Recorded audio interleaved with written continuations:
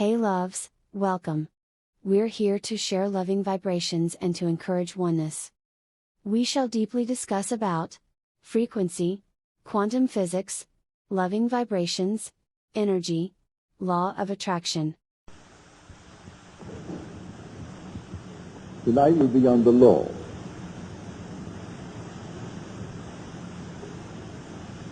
I think you'll find it a very practical evening. But remember, you are the operant power. It doesn't operate itself. But all day long, whether you know it or not, you are operating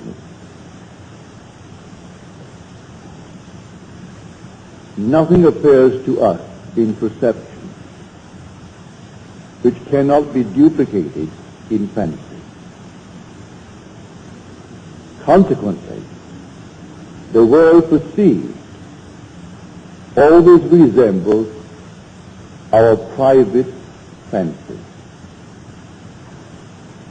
and is therefore, as far as the evidence goes, imaginal in character. Now, here we are trying to find the cause of the phenomena of life. What makes things happen?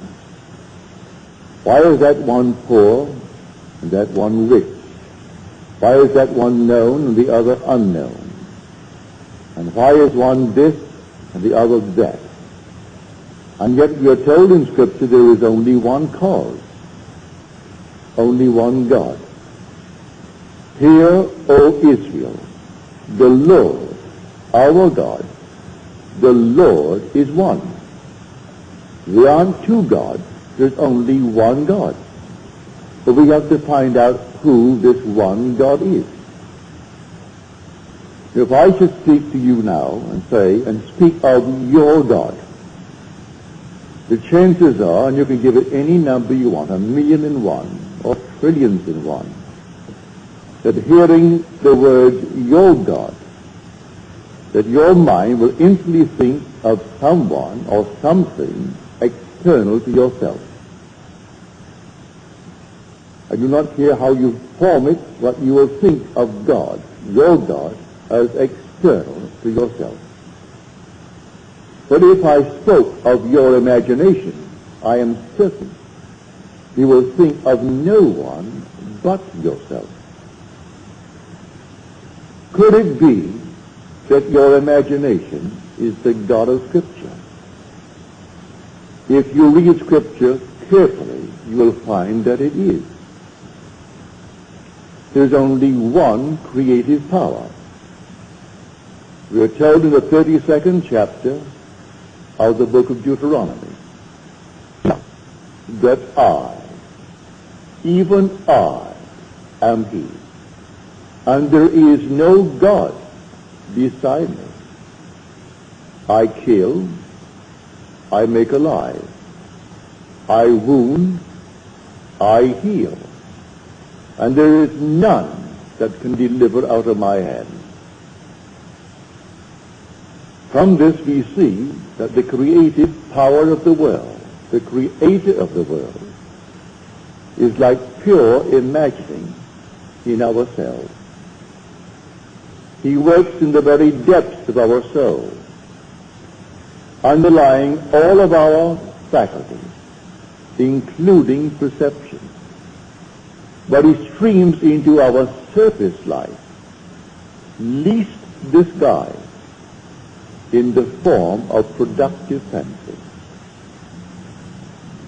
So you see anything here through your senses.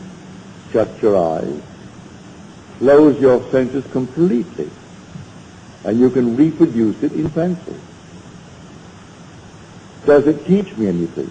Well, I'll tell you, it'll teach you everything if you'll believe it. If I can get you to accept the true God, the only true God, which is your own wonderful human imagination. Does Scripture teach it really? Yes, Scripture does. And the word of the Lord, the word translated Lord, is the Hebrew Yod He Vav He. It's not sounded or So if you do try to sum it, it will be translated as the Lord, and sometimes Jehovah, and sometimes they'll translate it, which they shouldn't, say as God. But the Lord, yes. The word Jehovah, yes. Well, the word Jesus begins Yod He Vav. So here we find the same root in the word Jesus. Therefore they called him the Lord. And the word of the Lord came to Jeremiah, saying, arise and go down to the potter's house, and I will let you hear my word. So I went down to the potter's house, and there he was, working at his wheel. And the vessel in his hand was spoiled, that he was making of clay. But he reworked it into another vessel, as it seemed good to him to do. Well, the word potter, you think in terms of a man. I know in little Barbados, where I was born, I would go up to the potter's field. And there he was, working these things out of clay. Things where we would put the normal water into it, and in some strange way, it chilled it. You could always depend upon a nice cold glass of water if poured from what we called the monkey. It was a thing made of clay, had a little clay top, and an open thing like a huge big teapot, but made of clay. In the hottest moment of the day, if you poured it from that clay, it was always nice and cold. And so I could see him now form the entire thing with his hand. But in Scripture, the word potter means imagination. You'll find what I've just quoted in the 18th chapter of the book of Jeremiah. You'll also find it in the 64th chapter of the book of Isaiah. Thou art our Father, our potter. Who is the Father? Well, the Lord. Well, the true translation of the word Lord, which is Yod He Vav He, is I am. If I should go to the people of Israel and say to them, the God of your fathers sent me unto you, and they ask me, what is his name? What shall I say? Say to them, I am. That is who I am. Say to them, I am has sent me unto you. Not the Lord has sent me unto you, or Jehovah has sent me unto you, or Jesus has sent me unto you, for these always takes the mind outside of self. But say to them, I am has sent me unto you. You want to know his name? Just say, I am. That is who I am. That is my name forever. And by this name I shall be known throughout all generations. But man will not bring himself to believe that that is God. He will not bring himself to believe that his own wonderful human imagination is God. And that is God, that forms everything in this world. There isn't a thing that you now see in the world but what it was once only imagined. Their image preceded the objective fact. So objective reality is purely produced through imagining.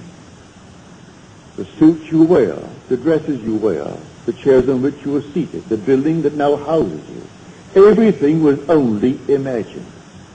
And then it became an objective reality.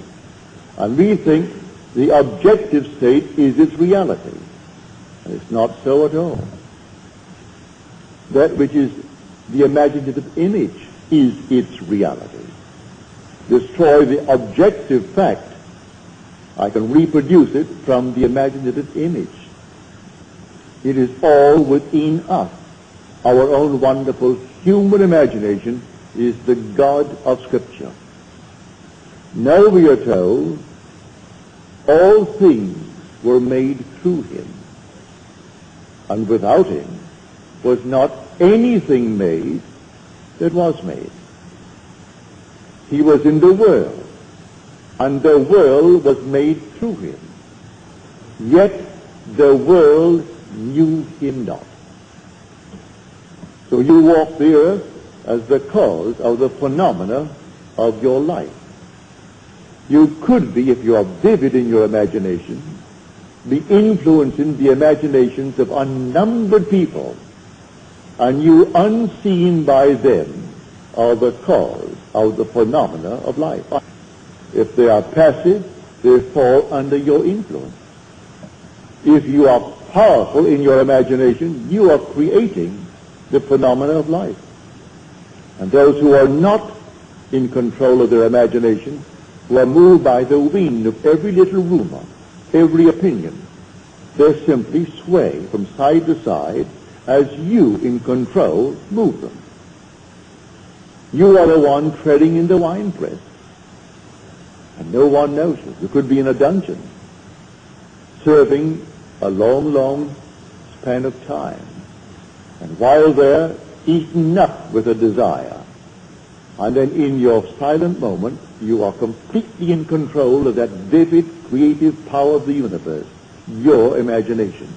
And you influence all the people of the world. For all things by a law divine, in one another being mingled. I couldn't see you if you did not penetrate my brain. I couldn't hear you if you didn't penetrate it. So all things by a law divine, in one another's being mingled. The whole vast world is one. You in control of the creative power, which is your own wonderful human imagination, you can sway the entire vast world. If you can't do it, as some dictators have tried to do it, they bring in their propaganda machine. And then they try to force man into a certain shell, into a certain state. And quite often they succeed up to a point. But you, without the aid of any machine in this world, you can change the structure of your world by the control of your own wonderful human imagination. That is God. That is the Lord spoken of in Scripture. That is Jesus. Or can you imagine? Well, that is God in operation. God only acts and is in existing beings or men. But how does he act? As I imagine. I imagine anything. See now that I, even I, am he. I kill and I make alive. I wound and I heal. And none can deliver out of my hand. I raise my hand to heaven and cry, I live forever. That's the immortal you. It cannot die. When you say I am, it cannot die. It's not confined to the little garment that you're wearing. That's a mask that you put upon yourself that you may be seen in this world of shadows. But you are not the mask that you wear. You are an immortal being, and that immortal being is God the Father, as spoken of in Scripture. But I would like you to begin to feel it is simply I am. And by that, imagination. You can sit down this very moment and begin to dream the most glorious dream in the world concerning yourself. At the moment of the dream, reason denies it. Your senses deny it. But if you dare to assume that assumption, that you are already that in its fullness, and persist in that assumption, it will harden into fact. Blake said, I met Isaiah and Ezekiel, and I dined with them last night. And I say to Isaiah, do you really believe that an assumption will harden into fact? He said, all prophets believe that it does, but today not very many are capable of an assumption of anything. They change from moment to moment. If I could dare to assume that I am what at the moment reason denies and persist in my assumptions in a way that I do not know and I need not be concerned about, it will actually find the necessary means to externalize itself within my will. That I know from experience, and Scripture teaches it from beginning to end. This is the law that came after the promise. The promise came first, and that is irrevocable. No one can fail in the fulfillment of the promise. You will awaken one day as God himself, and you will know it. That is the promise. But while we are moving through this vale of tears, we have a law, and the law is the law of assumption. If I dare to believe that what I have said will come to pass and not question it, well, go your way, it will come to pass. Here's a simple thing. My father, in a little tiny island, it's only 21 miles long by 14 wide. That's where I was born. He is not a brilliant mind. He's gone from this world at the age of 85. His time was up and he departed. He had no formal education, very little education. The war came, the First World War came to an end in 1918. The boys began to return in 1919. As these troop ships came in bringing back the boys from Europe and from North Africa, he heard the officers, the captains, and the stewards discuss the next World War. I can hear my father now. For in 1919, I was born in 1905, so here I am, 14 years of age.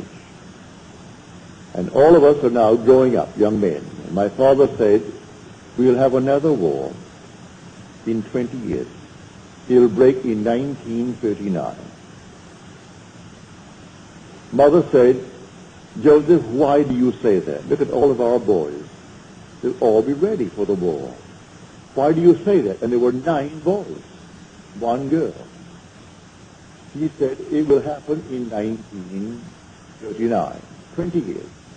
He even named the 2 sides and placed Italy on the side of Germany and Japan on the side of Germany, leaving England and France and Russia. He didn't mention the others. They were, naturally, he took it for granted that America would come in to defend the liberty that we have inherited from England. What we now call the Bill of Rights. All this is part of the foundation of that English-speaking world. And he thought, well, now America will come in at the appropriate time, but in 1919 it will break. Well, on September the 1st, 1919, it broke. I was driving through from Montreal. I just spent 2 weeks on the Canadian border. Went into Montreal, and I had, well, champagne and stout. It's a delightful drink, by the way. And so I had a few of those, and we got into the car and started back, and on the way back, here comes the radio, and here's the news. England has just declared war on Germany. Germany moved on Poland, England had a treaty and declared war. That was September 1919. Now, my father was not a prophet, but he firmly believed in his assumption.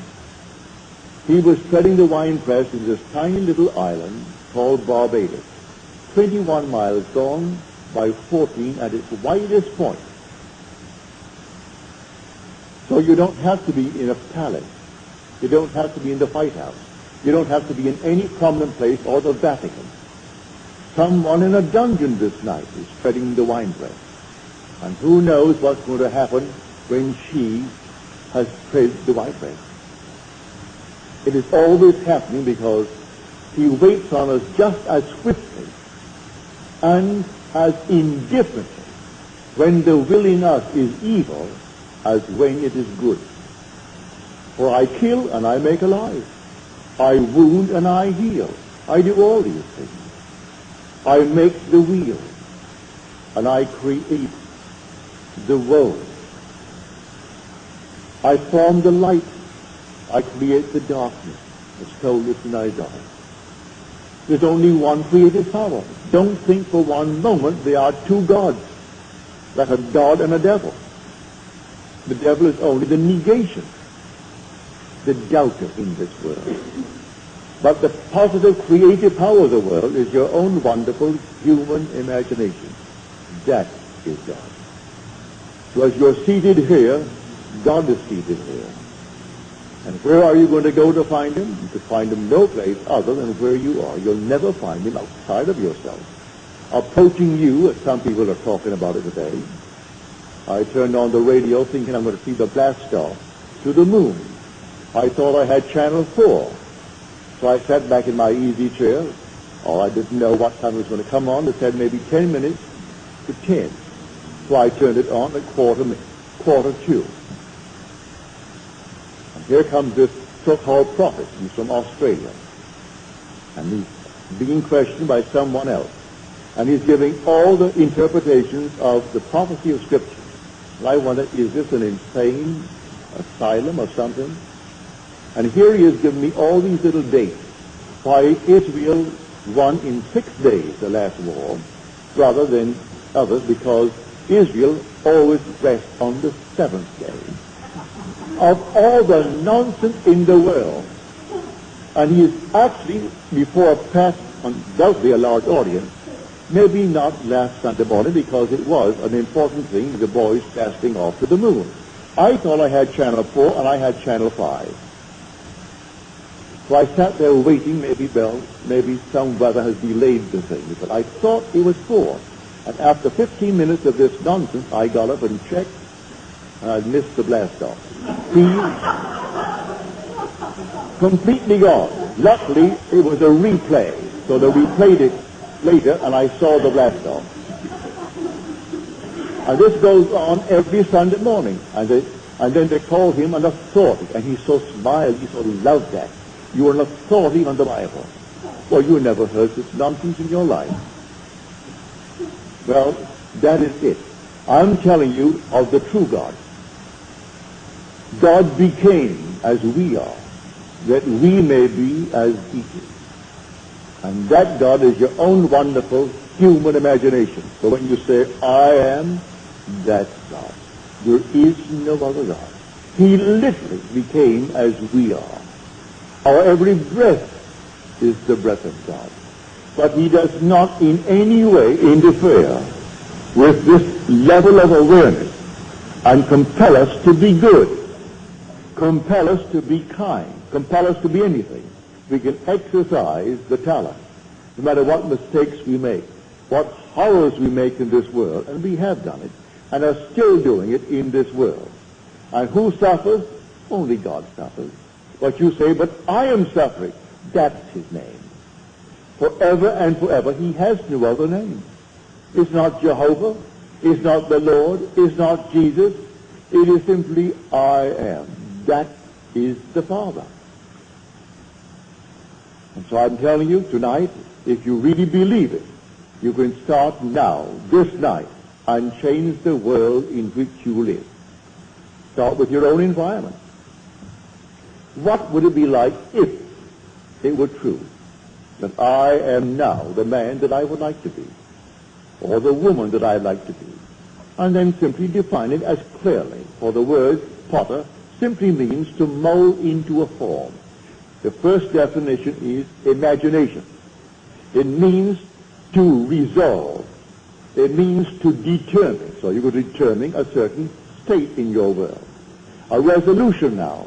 I resolve to be, and you name it.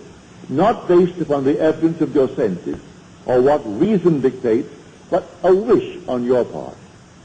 As we are told in Shakespeare, it hath been taught us from the primal state that he which is was wished until he were. And so, he is now a reality in my world, he began only as a wish. I am the man I wanted to be. It began as a wish. My father became the success that he was when he departed this world. It began as a wish. He didn't have one penny in this world. He went to a school, and what do you think the charges were? A penny a week. The British penny being 2 cents. It was 2 halfpennies, 1 penny. A penny a week. And many a week, his father, being a very, very heavy drinker, couldn't find the penny to pay that fabulous scholastic fee. But he came out and started without a decent education, but he had a dream. And he always had the dream. And when he was toppled from a small little partnership, 2 of my brothers went to see the 3 men who actually maneuvered the entire thing. And they asked, why? What happened to Daddy? Why did this thing happen? You know what one of them said to my 2 brothers? You Goddard throw your hat too high. Well, you can't throw it high enough, I tell you. Who in this world is more entitled to any exalted state than you, when housed within you is the only God? So they said, you Goddards, throw your hat too high.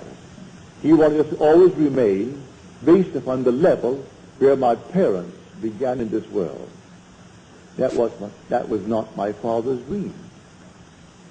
So the partners all died working for other people at small little salaries. And my father died working only for himself and his sons at the age of 85, and left 10 children, each financially independent. So they threw the hat too high, did he? If he had lived longer, he'd have thrown it even higher. That was my father's dream. So do not let anyone tell you to be satisfied with this, that, or the other. It is the God in you that gives you desire. You wouldn't eat tonight if you didn't have a desire. And who is desiring? It is God desiring. Desiring constantly to transcend himself. And so tonight, you dream noble dreams. I am telling you, those who are coming here, and those who have been coming through the years, New York, San Francisco, and elsewhere, they're now beginning to really come into a head to awaken to the truth that I have been telling you through the years, that you're going to discover that you are God the Father.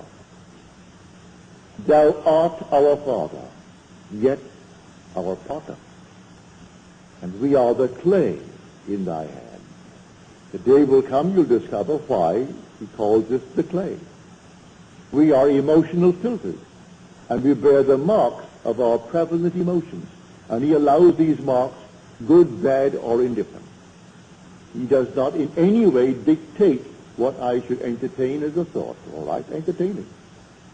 So I want to feel sorry for myself and go out and eat worms. Go and eat the worms. Have some more. That's exactly what he does to all of us. No compassion whatsoever. Not to think for one moment that he's going to stop you in the act. He allows you to completely run your own world, as it were, and make all the mistakes in the world. Thou hast delivered us into our inequity. And the word deliver in Greek, in Hebrew, and in Latin means to melt. He has melted us and melted us into our iniquity. So we are so much a part of it, we can't even separate ourselves from these infirmities. He allows us to be delivered right into our iniquities, as told us in the 64th chapter of the book of Isaiah. Read it carefully, and you'll see this vision that possessed these men who were qualified to hear from the depths of their own souls. Well, they heard it as adumbrations. And then came the understanding of these shadows, these foreshadowings. And the day will come that everyone in this world will discover he is God the Father. And because he is the Father, then there must be a Son. And that Son is David. David is the Christ, spoken of in Scripture, but man doesn't know that yet. I am telling you from experience, I know it. And one day you're going to actually see the Christ who reveals you as the Lord, who is the Father. So David is called, not in Scripture, that the thing is going dead again. All right. Here is start back. Is it back? Yeah. So I'm telling you, there's only Father and Son in this entire wonderful story. Well then, who then is this David that is the Son? David is the sum total of all the parts that the Lord, I am, has played. He is the resultant state. And you have played all the parts, good, bad, and indifferent.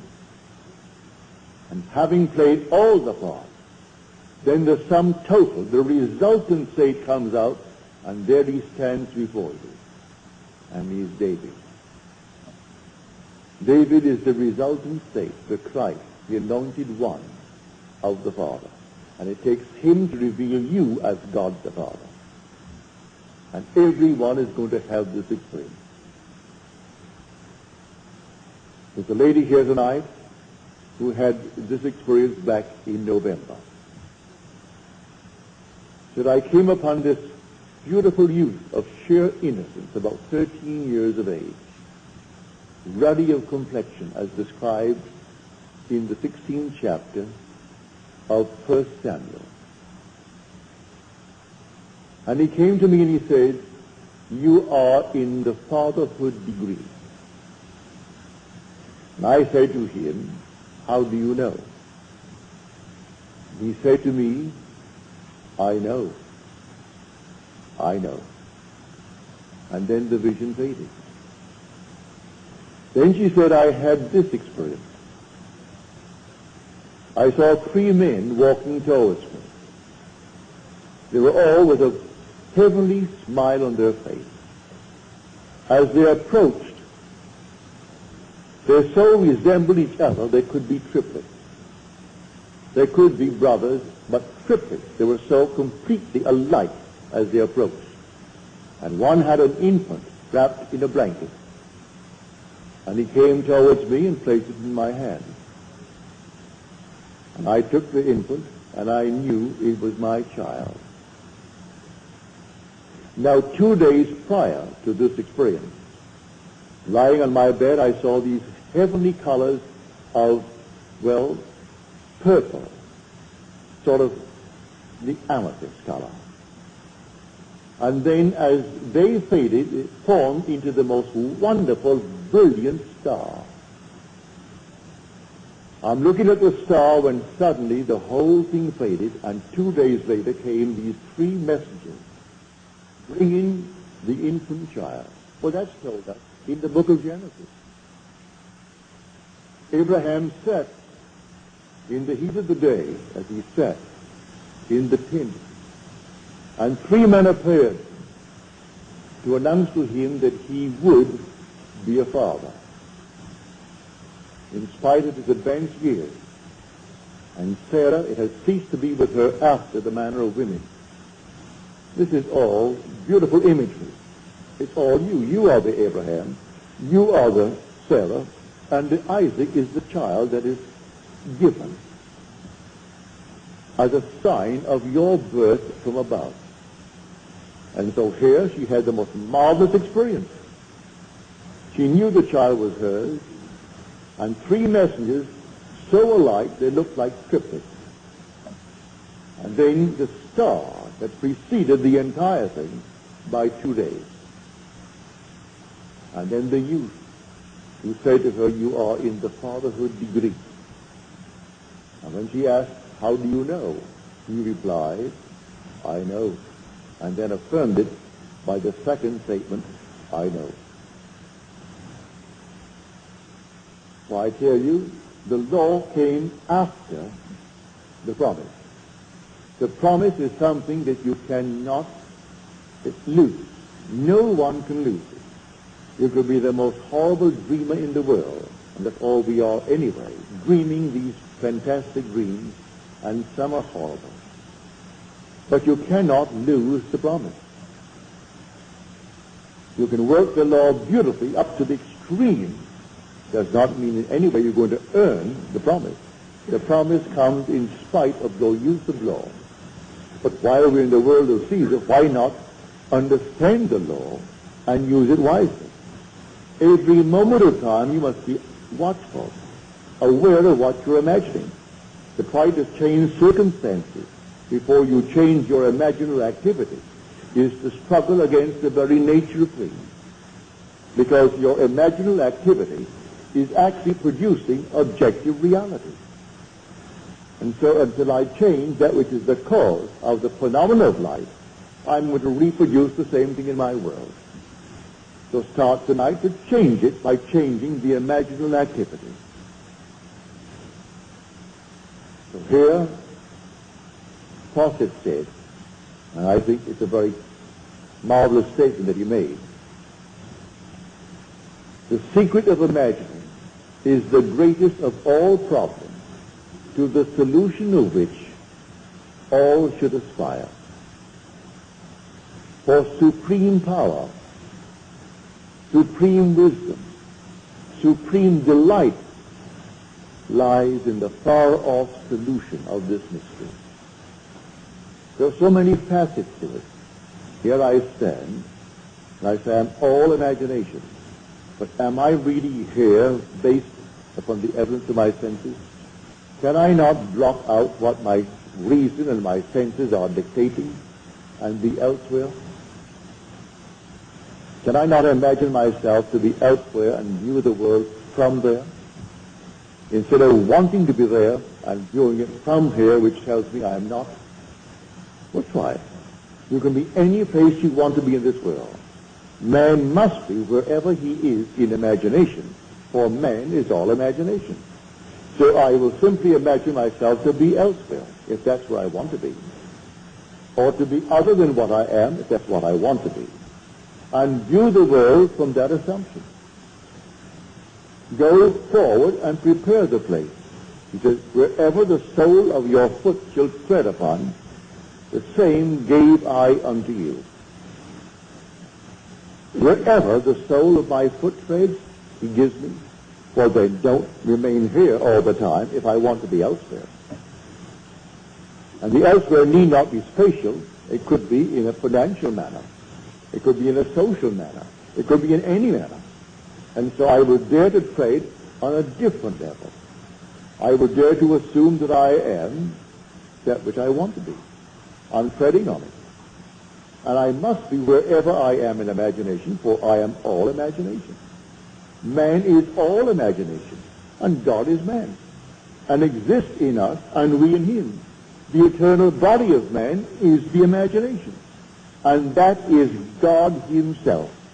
The divine body we call Jesus is your own wonderful human imagination. And you beat him morning, noon, and night by the misuse of your imagination. He bears all the stripes of man. But he's only your own wonderful human imagination. And he is the immortal you. And one day he will awaken in you, not as another, but as you. That these fellows go forward believing that some strange thing is going to happen, and he's going to come out of the clouds and shake their hand. They'll wait forever. When he comes from within, because he is within. Do you not realize that Jesus Christ is in you? Unless, of course, you have failed to meet the test. Examine yourself to see whether you're holding to the faith. Jesus Christ is in you. Do you not realize that you are the temple of the Lord and the Spirit of God dwells in you? If he dwells in thee, why look on the outside for him to come? When he comes only to awaken within me, because he's already within me. He awakes within me as the very being in whom he awakes. And then I see confirmation of that when I see the resultant state daily. And this handsome, wonderful, you can never one can paint. Oh, they can attempt it, but you can't paint or sculpture the beauty of David. He's beyond description. Something alive that you cannot describe. That's the resultant state of all the parts that the Lord has played. And who is the Lord? I am He. So you're told you will die in your sins unless you believe I am He. Now this person believes in an external God. They'll find it so much easier to stick him on the wall and cross themselves and get lemon genuflect. That's done. Did it for today, therefore my work today is done now. We'll do it again tomorrow. Meanwhile, I go about my business doing all kinds of nonsenses with my imagination, and I think I serve the Lord. It's not something you do once in the morning before some little thing on the wall. It's something you do 24 hours a day. You carry it right into the dream world with you. And there your reactions are as they should be when you're awake here. That you're completely in control of your wonderful human imagination, for that's God. That's the creative power of the world. So take anyone, wherever he is, and just try to lift him up to something other than what he seems to be, if he wants to be other than what he is. And they ask him to persist to the best of his ability in that new assumption, and to feel it as you would a suit of clothes. It's new when you first buy it, wear it for a week, it's old stuff. The first day you put it on, you think everyone knows you're wearing a new suit. And really no one does. But you do, and so it's what you do. And so after a little while, it's an old suit. So put on the feeling. It's like something new when you first put it on. And wear it. And then after a while it becomes so natural.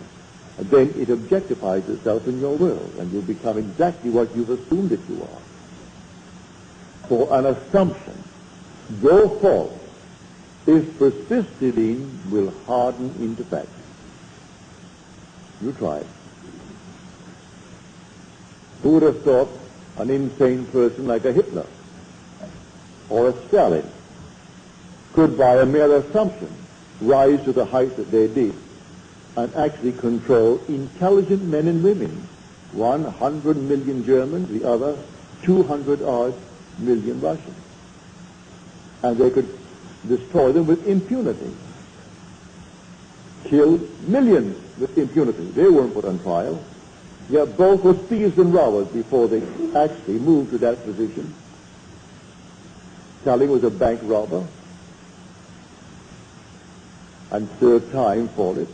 And yet they honored him over the years he was there, knowing all along he was insane. Well, you can't conceive of a man called Hitler sane. He was just as insane as anyone could be. But he did assume, and boldly assume, and he lived in it. That's what I mean by this strange, peculiar law that kills and makes alive. And it wounds and it heals. It makes the dark and creates the light. It forms the wheel and still creates the road. It does all things, and no one can deliver out of its hand. So it's entirely up to us. What are we going to do with this creative power in the world when we ourselves are that power? You don't say I'm going to take it from outside and use it. We are the power. We are the creative power of the universe. And that power, the world calls God, but in calling it God, in calling it Jehovah, in calling it Lord, they are missing the point. Because they put it on the outside. If you really know, read the 3rd chapter, the 14th verse of Exodus. That's where the name is beautifully described for us. And when I come to the people of Israel, and I tell them, the God of your father sent me to you, and they say, what is his name? What shall I say? Say unto them, I am. That is who I am. And when you go to them, you just say, I am has sent me to you. And that is my name forever. And by that name I shall be known throughout all generations. But Israel finds it difficult to keep the 10th. And so it's always something other than I am. It's so much easier to blame someone other than self for the things that are happening to us. And I point here, there, and elsewhere. I forget what I did in my idle moments. And when the harvest comes up for me to reap it, I deny that I planted these seeds. When on earth did I plant them? Well, if I was honest with myself, I would know. You plant them morning, noon, and night. In the course of a day, unnumbered idle moments catch you thinking all kinds of things. You don't know the people, and yet you'll be acting and doing all kinds of things.